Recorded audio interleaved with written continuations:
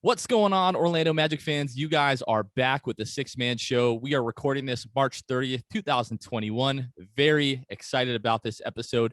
Luke, say what's up. How's it going, guys? And we are joined by Josh Robbins of The Athletic, covers the Orlando Magic for The Athletic. Josh, how are you doing? Thank you so much for joining us. Oh, I'm fine. Thanks for having me. Thanks for asking me. Yeah, absolutely. So we're recording this 9 o'clock Eastern, about an hour before the Magic are set to tip off against the Los Angeles Clippers tonight. They lost what was that Sunday night now against the Los Angeles Lakers. So we'll be recording this, and then we'll be watching the game. Josh will be watching the game. It's set to be probably a longer night for all of us with these West Coast road trips. So, Josh, one of the first things that we wanted to ask you, so much has been made, obviously, and understandably, about the deals that the Magic made the past week, trading Evan Fournier, Nikola Vucevic, Aaron Gordon as well. What Luke and I are really interested in, and what we haven't really heard too much perspective on, it is kind of the human element, that it's involved with these deals. So first, we wanted to ask you about Evan Fournier. So first of all, just thank you for the way that you ask questions and the way that you pose these questions to athletes. Obviously, high intensity situations, possibly being traded away. There's a lot of emotion that's involved.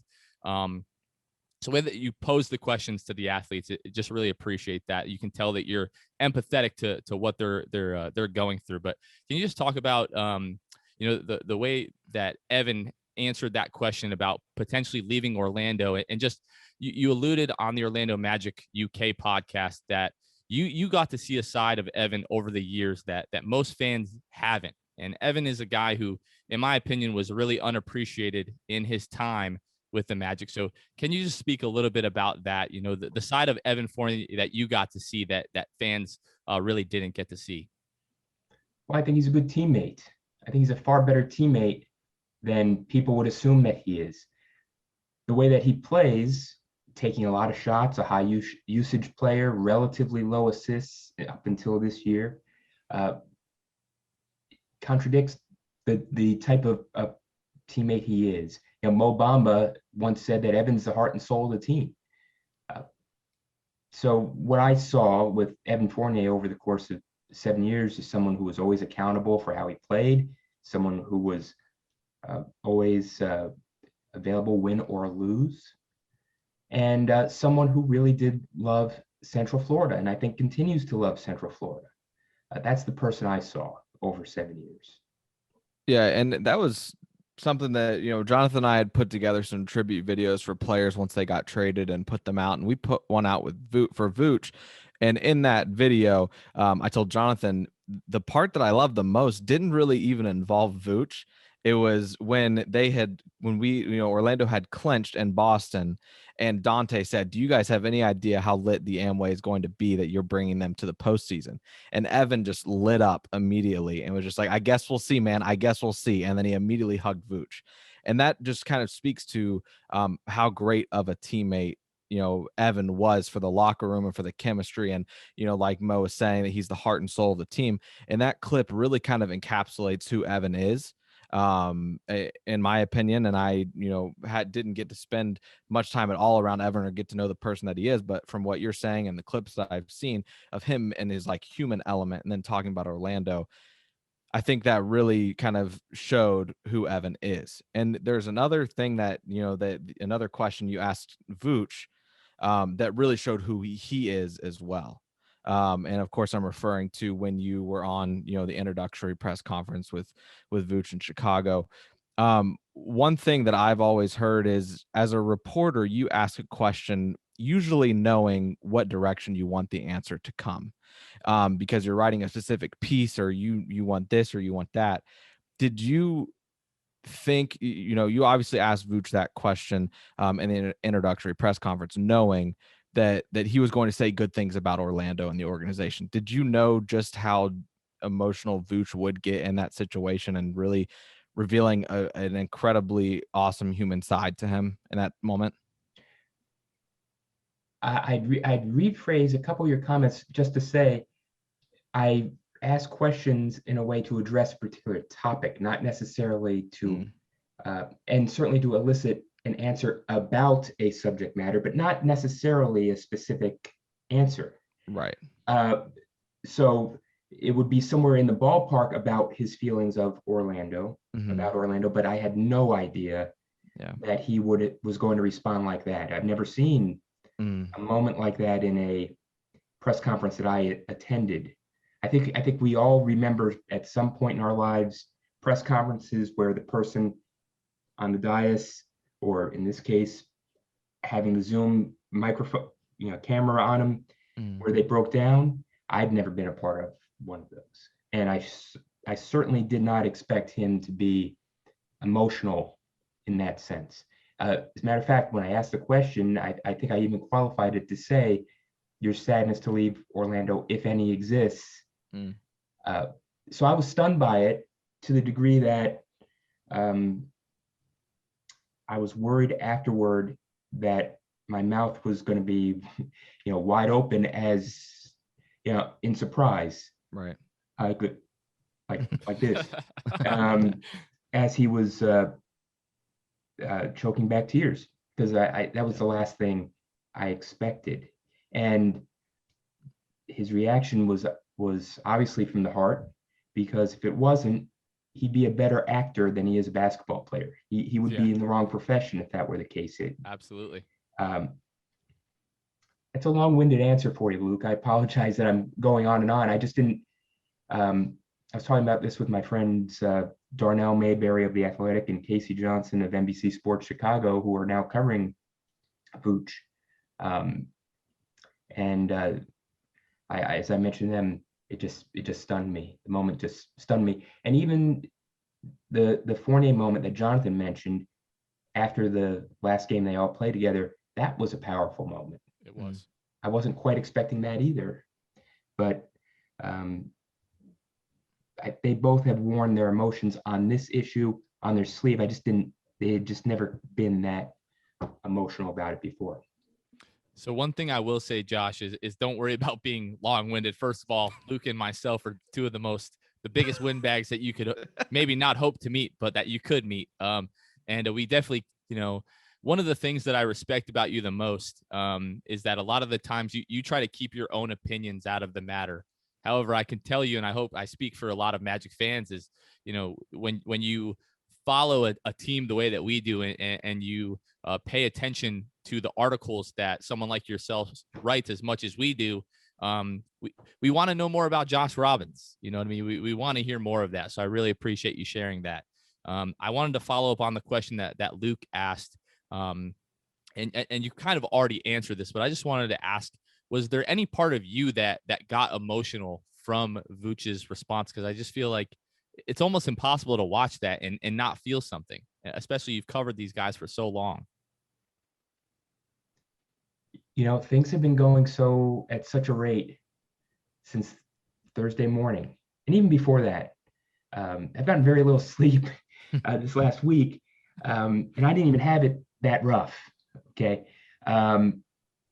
That I haven't really had much of a chance to process all this and to think about that kind of stuff.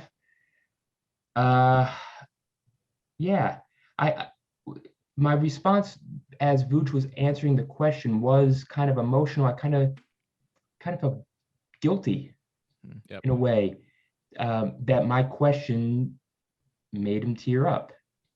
Right. That's not an everyday happening for me where I do something or say something that makes someone tear up. So that kind of felt a little bit guilty for a moment, but again, that wasn't the intention of the question, to make someone emotional to that degree. Do you think, Josh, that, you said just now, like, that you haven't really had time to think about what that moment really meant to you personally, as much as maybe you would if you weren't going a million miles an hour? Do you think that maybe, and we don't know, but maybe that was the first time that Vooch really got to reflect about his time in Orlando, and you allowed him to do that, and that kind of opened the podium for him to have that moment in Chicago? Well, certainly the question being asked gave him a chance to say whatever it was he wanted to say in that moment. I'm certain, quite certain that he and Evan and Aaron Gordon, all of the people who are in a city for all the players who are in a city for a long period of time think about, how would my life be different if I were somewhere else? Mm-hmm. They wouldn't be human if that were not the case. In Vucevic's case, I'm certain that he looked at the way the Magic were going and wondering, well, 2 full seasons from now, would it make sense for me to stay here, even though I love it here? No doubt Evan Fournier was thinking about this because he's going to be a free agent. Aaron Gordon was thinking about it quite clearly because he requested a trade. So the answer gave him a chance to express his feelings for sure. But I don't think, and as Vooch said to me in a subsequent comment, he didn't expect it to be that emotional. He actually knew something along those lines was coming at some point. I suspect the Bulls told him, hey, that Robbins guy, he's going to be on this call. Don't be surprised. Right. But no, he did not expect that reaction from himself. So I think, all of us, we're really waiting and looking forward to seeing the introductory press conference of Vooch and Aaron and Evan, although I don't think we've really gotten much of one from the Celtics with Evan. And again, he really had a rough start to his Celtics career last night. So I don't know that we're going to get the kind of, introspective, comments on the Magic at this point from him, but he kind of already gave them before he was traded. But the thing that was so jarring to me, again, we were looking for these interviews. We had heard that Vooch's, response to your question was really emotional, but I think watching that interview in its entirety, it's about 16 minutes, just how composed he was, the same old Vooch that we've seen for 9 years. And then at the very end, he gets to your question and just how quickly he got emotional. I mean, he didn't seem to break at all during the first 13 or 14 minutes of that interview. And then just as quickly as you kind of came in and asked that question, the amount of emotion that came out of him, just it felt good, because when guys leave and as fans we're sad to know that, he did have those elements of sadness, like you had asked about. So that was really good to see that. And Josh, again, thank you for asking those questions. I think I want to take this as an opportunity. It's really been a really sad week. So we want to kind of get away from that a little bit. We want to talk about the new direction that the Magic are taking. Obviously, as sad as this week is, there are things to look forward to. It is, as Jeff Weltman said, an exciting day to be an Orlando Magic fan. That's kind of become like a meme on Twitter, on Magic Twitter now. Can you just talk a little bit about that? Your thoughts on obviously what we gave up, and you shared some of those thoughts on the Orlando Magic UK podcast. If you guys haven't listened to that, I definitely would encourage you to go listen to that, because Josh kind of laid out his feelings on the Vooch trade and whether or not this was the right time to move him now. But can you just talk about perhaps your level of, I don't know if confidence is the right word, in the front office now that we're restarting this rebuild, but kind of what are your thoughts on the team's direction that they've chosen to strike out on, as Jeff Weltman said? Well, I interviewed Jeff Weltman a couple of days ago, one-on-one, and I concur with the way he described it. He said, this is a chance to have a higher ceiling on the team, and yet also a lower floor for the team. If these draft picks if they don't get good picks in terms of their position in the draft, they're probably in trouble, with some exceptions being possible. If they draft the wrong person, they're in trouble. If you look at, I'm not suggesting that they're going to bottom out and do it so shamelessly as the Philadelphia 76ers. But one thing that is applicable here is that, all right, the Sixers did wind up with Joel Embiid. They wound up with Ben Simmons, who were franchise-changing players, but they had 5, 6, maybe 7 bites of the apple of an early lottery pick, and only, 2 of them really came up aces? The draft is a crapshoot. I don't care how talented you are in the front office, and the Magic front office does have talented people in it, no one's going to be perfect. So I would hope that fans do see, yes, this could be like if you're playing roulette where you put however many chips down on a specific number, Mm-hmm. you know, the anticipation up until that marble stops, you're thinking great things. I think that's similar here.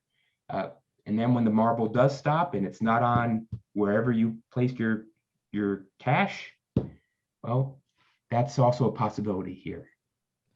Yeah.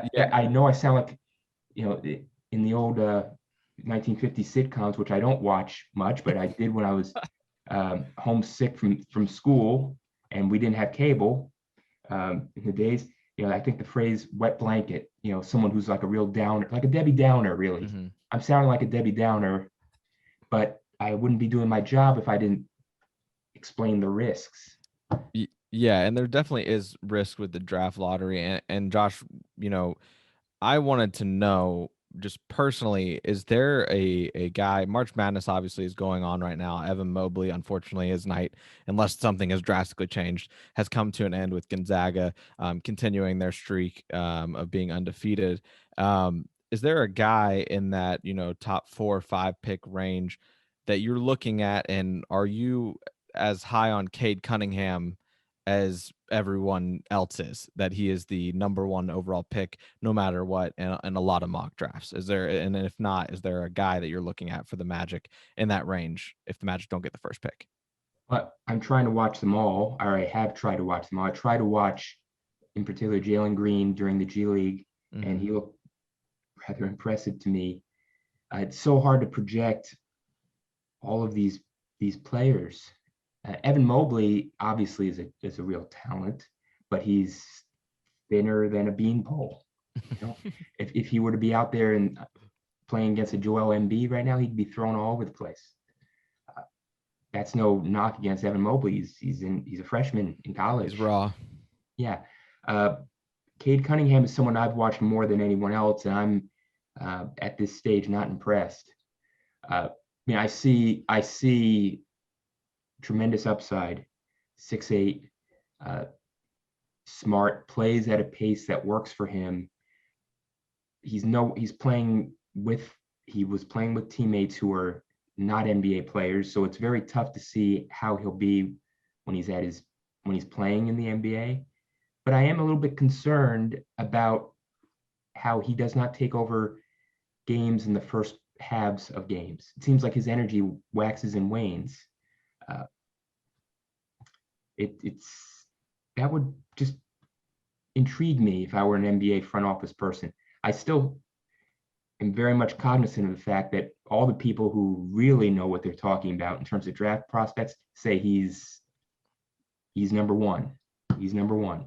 But just from watching them play right now, Jalen Suggs is a little bit more impressive to me, knowing again that he's playing with a much better set of teammates who are much more in tune and much more cohesive at Gonzaga than who Kade Cunningham is playing with at Oklahoma State.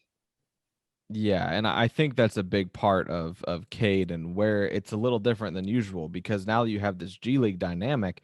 You have, you know, guys like Jaylen Green who are, and Jonathan Kuminga and all those guys who are playing with NBA veterans. I mean, you've got them playing with and against them, and also guys that are still already fighting for a spot in the league.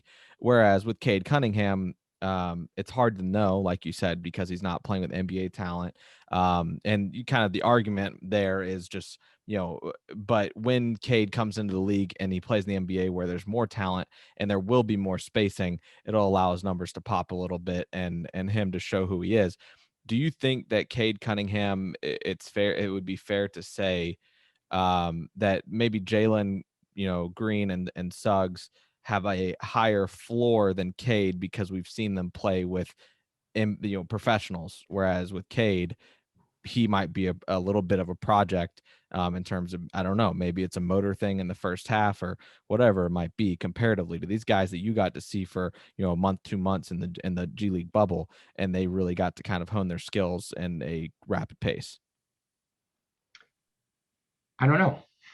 And if I did, I'd be one hell of a GM in the NBA if I knew for sure.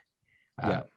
So I think you have to I'm not saying you take it for gospel, but I think you have to read the room and see that Kade Cunningham does appear to be the consensus top talent in the draft, according to the people who know best, which if I were suddenly plunged into some sort of GM job, which of course will never happen, nor should it, nor would I want it to be, I would start studying on him right away anyway, just to try to ferret out my initial opinions and try to work it through. I would definitely say, Josh, that I do share your sentiment on Kade, that at times I wasn't incredibly impressed by what I saw. The thing that didn't make a lot of sense to me, not only from a coaching aspect at Oklahoma State, but just the guys around him, that there were times where he would go 3-4 possessions without touching the ball. And what we're used to seeing out of a number one consensus overall pick in college is almost every time down the floor, they're touching the ball, they're initiating the offense, they're involved with the play in some way. And I saw too many stretches, especially the last game that they lost in the tournament, where I think it was against Oregon, if I'm not mistaken, but where Kade Cunningham just didn't touch the ball the last, 2 or 3 minutes of that game. He would go a few possessions. So I would definitely share that sentiment with you. I do think we've seen flashes, at least from my perspective, of especially his IQ, like you spoke about, but the playmaking as well. But the people talk about Mo Bamba's motor a whole lot, as we all know.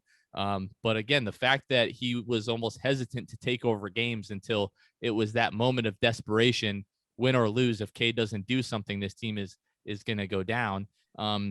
Can you talk a little bit more about Jaylen Green? Jaylen Green is a guy who Luke and myself, the last few months before the team was blown up, that we thought could really fit nicely next to Markelle and Aaron Gordon and Jonathan Isaac potentially. So can you just talk a little bit about what you saw from Jaylen Green and what it was that impressed you? May I say something about Kade Cunningham first? Yes, absolutely. Yeah, please. So he's obviously a brilliant on-court player, and that is some of the most difficult. That's probably the most difficult skill to show off when you're playing alongside teammates who are limited. And so that brilliance is not necessarily going to come to the fore in a Big 12 game or even an NCAA tournament game. So I'm inclined to give him the benefit of the doubt on that. Plus, all these other teams were loading up like crazy against him to make sure that he couldn't beat them single-handedly, and they still at times failed with that. As for Jalen Greenwell, a dynamic player who, from everything I've been told, is a tremendous worker. Lots of willingness to be great, to put in the effort to be great. He's an intriguing prospect to me, and we have to remember, like so many, as with Evan Mobley, just how young he is. So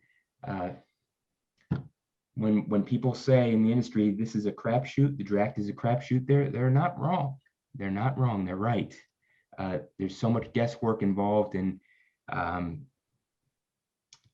it would behoove them to do as much research as they can to try to eliminate as many of the variables as possible so they can at least make an informed decision. Yeah, and that's like I said, and that's just something that we're gonna have to get used to with the G League and having the Ignite team.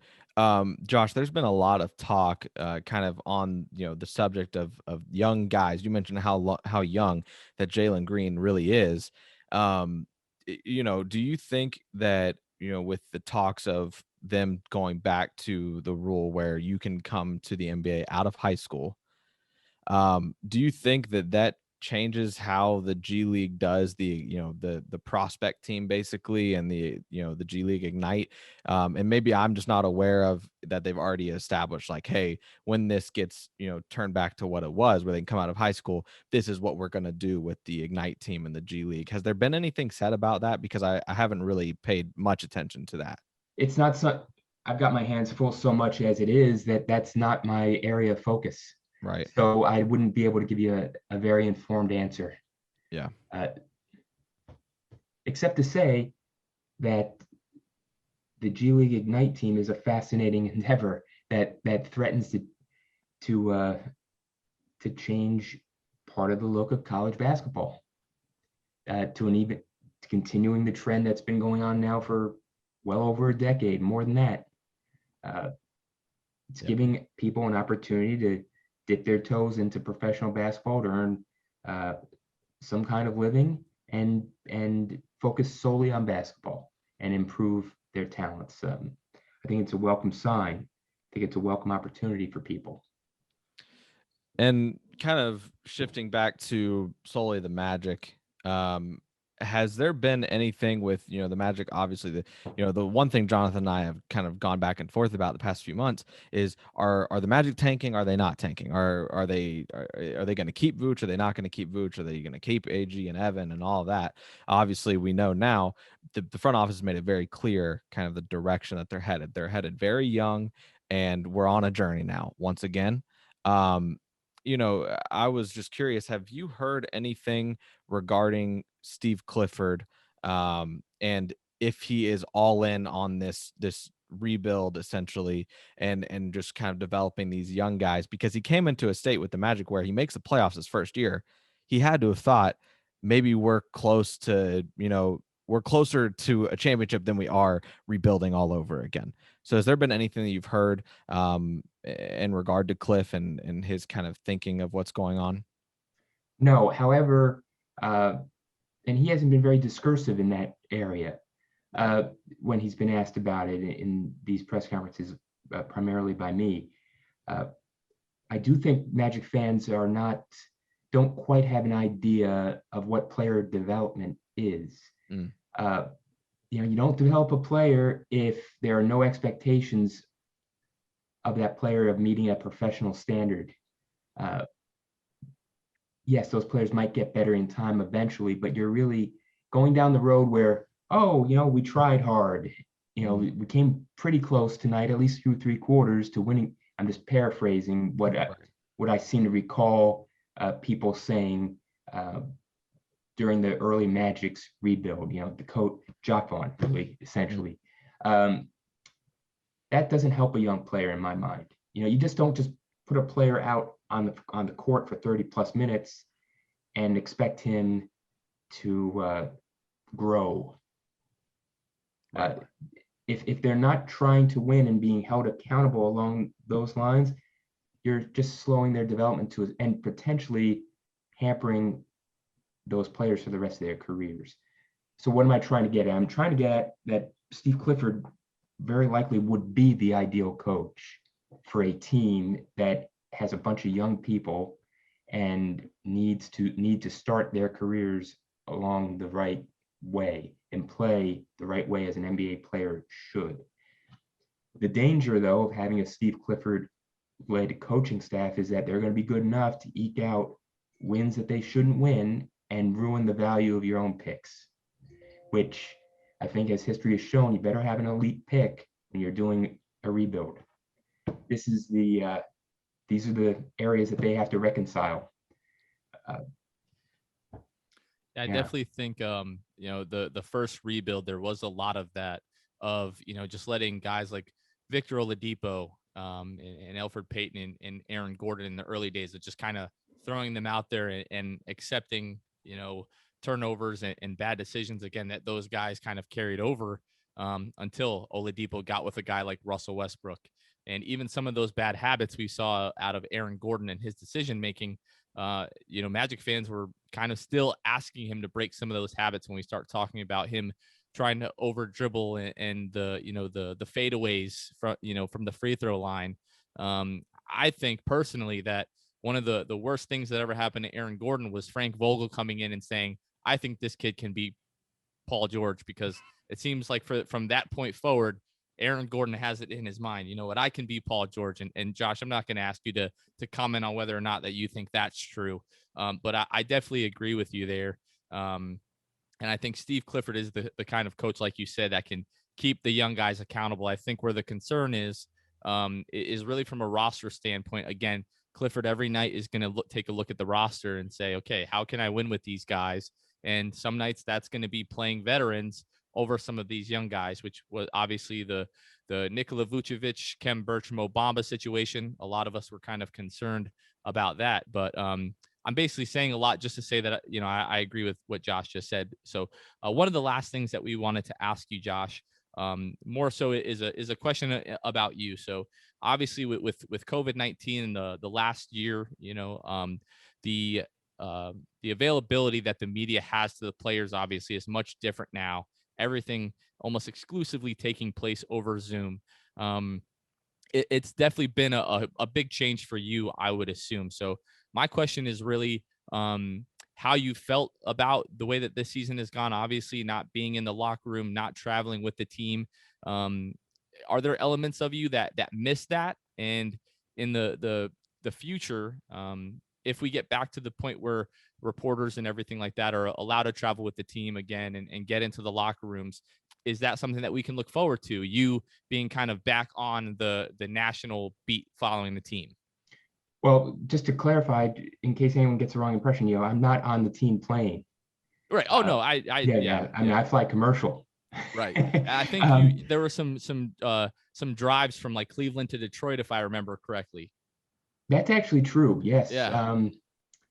Yeah, that's 100% true. I remember that trip. It was a good trip. It was early fall. It was beautiful, actually. Now I'm trying to remember your question. Oh, okay, I got it. Well, I'll preface this by saying something that's probably the most important thing, that the people who have really suffered in the pandemic are the people who've gotten sick, who've lost their lives, who've lost loved ones, friends, people who've lost work, lost their business, people who have felt isolated, people who haven't been able to see their family. That's the tragedy. That's the tragedy. Nothing that what my peers and I and journalists, it's not comparable, nor am I ever suggesting it is. It's not. If we're solely looking to what best serves the public in terms of us being able to do our jobs and to inform the public about the teams, the franchises, the leagues that they love, we as journalists simply cannot do it as well under these circumstances with this limited access. It shortchanges the journalists, that's correct. But far more importantly, it shortchanges the fans, the people who drive the whole business. Why do you think that is? Why do I think it shortchanges the fans? Yeah, I just want to hear your perspective. It shortchanges the fans because they are not getting the news that they deserve. They're getting damn good stuff, I acknowledge, but that's because the people who do these jobs do it in a professional way, and they're doing the best they can. But our work would be better if we had the chance to see and interact with people face to face. Now, let me again be clear. We should not have been in the locker rooms this last year because of COVID. It's just not feasible to do during a pandemic of this extent. But you can't cover a team as well as you normally would if you're not physically around that team, if you're not having the chance to speak to people one-on-one, face-to-face, trying to get those different perspectives, trying to ask questions outside a large group. It's just not possible. Now that's what's had to be, and I understand why, and I even agree with it. But now that we're starting to turn a corner with vaccines, I think that I know for a fact that the league has made a promise that we're going to return to the old ways, because the old ways are the best ways once it's safe. And the reality is that before vaccines, if you're 2 feet from someone in a crowd, Luke, you saw it when you were in the Magic locker room, it's problematic, right? But now that there are vaccines and recent data have shown just how effective they are. That's a very encouraging bit of progress for all of us in all walks of our lives. And that does include the profession I'm in. So we can look forward to you, following the team around. That's pretty encouraging. So thank you for that, Josh. And thank you so much for joining us. That's really all that Luke and I had. If you guys are not subscribed to The Athletic, what are you doing? Subscribe to The Athletic. There is, in my opinion, there's no better resource for fans that are following the Magic than the articles that Josh Robbins puts together. I think you do a phenomenal job. I hope you know how appreciated you are by Magic fans. Around the league, we think that we have not only one of the best broadcast teams, but you covering the team is definitely a privilege that we have, and we appreciate that very much. I hope you know that. Well, I hope everybody knows how much I profoundly appreciate you reading my work and caring what I have to say. I put everything into it, and so to hear that, it's very great. Frankly, it's great. And yeah, appreciated. And it's I'm gonna go all Vucevic here. Oh boy, we're ready for it. We're ready. We're ready. It is appreciated. It is appreciated. And if people if people aren't aware of The Athletic and your reporting and covering the Magic, can you tell us exactly how they can find your work, as well as where they can find you on Twitter? Well, I do tweet out my articles on Twitter at Joshua B. Robbins, Robbins, 3 B's in there, and you'll see the articles that I link to. And if you click on that article and subscribe there on the prompt, that will show up. Love to have you. Love to have you. People, they've got a deal right now. You sign up for $1 a month, I believe Right. it is, for the first 6 months, and then it's like, what is it, Josh, $7 or $8 a month after that? So just stop going to Starbucks so much, people. No. Subscribe to The Athletic. Just to clarify, and I don't want to get too far into the weeds. It's not like I get a commission off of any article. I don't, and that's not the case. That's not why. And I believe in the product. I believe in what my colleagues are doing, and in all these sports. If you subscribe to something on one of my articles, just as if you were to subscribe on any of my colleagues' articles, you get the whole kit and caboodle. Now you get not just the Magic coverage, you get the coverage of every single sport under the sun, including European soccer. Anyway, You get your money's worth for sure. Yes, For sure. I do agree. Absolutely. Well, again, thank you so much, Josh, for joining us. We would love to have you on again sometime, maybe as the next season starts and we have hopefully one of these draft picks, and we can look forward to having another conversation with you. And again, we look forward to seeing you in the locker room again, covering this team. So again, thank you so much. Thank you all for listening. For Josh Robbins, for Luke, this has been Jonathan. You guys are listening to the 6 Man Show, and we will catch you guys next time. See ya.